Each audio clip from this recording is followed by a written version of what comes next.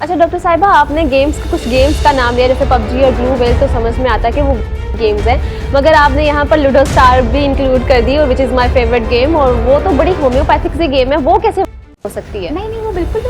नहीं है, वो बिल्कुल उसको ludo is something really really positive. बल्कि हम लोग क्योंकि हम लोग खुद भी जो है वो मेरा अपना जो कॉफ़ी शॉप है, वहाँ पे हम लोग लूडो लोगों को प्ले करवाते हैं, वहाँ पे लोग खेलते हैं, वहाँ पड़ी हुई होती है लूडो, तो वो प्ले करते हैं वहाँ पे। थोड़ा सा पॉजिटिवली चीज़ों को जो है इंगेज करने की जो है वो ज़रूरत होती है, और लूडो एक पॉजिटिव चीज़ ज़रूर है। इसी तरह से जो है वो इवन चेस बड़ी पॉजिटिव है, मगर कई लोग इसके अंदर बड़ा वो जो है वो एक कॉम्पिटिशन और जिसके साथ एसोसिएट होना शुरू हो जाती हैं। बड़ी पॉजिटिव जो है वो गेम है। ये सारी गेम्स जो है बड़ी पॉजिटिव हैं, और इसके अलावा जिसमें बार बार ये कह रही हूँ कि प्रॉब्लम सॉल्विंग और स्टेजिंग वाली जो गेम्स होती हैं जिनमें पॉजिटिविटी हो जी, कहानी हो कुछ, तो वो हमेशा आपको याद भी रहती हैं, आपकी मेमोरी को भी इफेक्ट करती हैं, और कुछ चीज़ें जो होती हैं, जैसे आपको याद होगा कि पिछले कुछ टाइम के अंदर जो है वो शहजादी को छुड़ाने वाली एक गेम बड़ी फेमस हुआ करती थी, लड़के बड़े शौक से उसको खेला करते थे, और लड़कियों को तो खैर गेम्स की तरफ जाना वैसे ही अलाउड नहीं है, उतना ज़्यादा इंकरेज नहीं किया जाता। ये ख़ास तौर पे इवन डिजिटल जो गेम्स है अब आके थोड़ा लड़कियाँ जो है इसमें इन होना शुरू हुई हैं, और खेलती भी हैं, और उसके कुछ नेगेटिव रिजल्ट हमने देखे हैं। लेकिन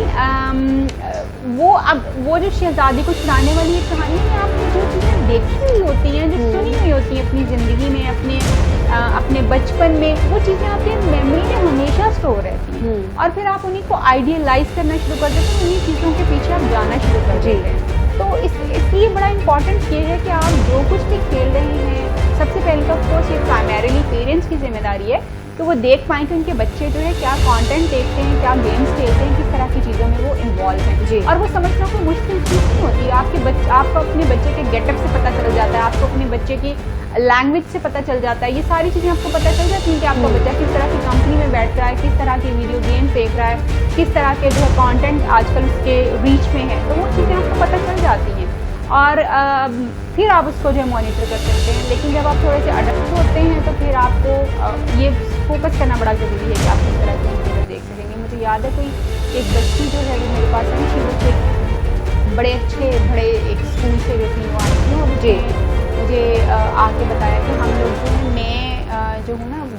कहानियाँ बड़े शौक से पढ़ती हूँ। वो कहानियाँ कैसी पढ़ती हैं कि जिसमें स्पाई वाली जो होती हैं, जिसमें सस्पेंस वाली कहानियाँ होती हैं, एंड शी वाज जस्ट 11 और 12, तो वो कहानियाँ बड़े शौक से पढ़ती थी, फिर वो जो कहानियाँ पढ़ती थी उसकी दुनिया में वो खुद रहती थी। बिल्कुल, and she used to cut herself as well. वो जिस तरह की, क्योंकि सस्पेंस वाली जो कहानियाँ अगर वो बच्चों की एज के हिसाब से हो तो देन इट्स फाइन, और अगर वो नहीं है उनके हिसाब से, वो बड़े कंटेंट है जिसको वो देख रहे हैं, तो बच्चों को वो नेगेटिवली इम्पैक्ट करेंगे, और फिर वो अलोर कर रही होती है, चीज़ों को अट्रैक्ट कर रही होती है, तो फिर बच्चे जो चीज़ें करना शुरू कर देते हैं। She used to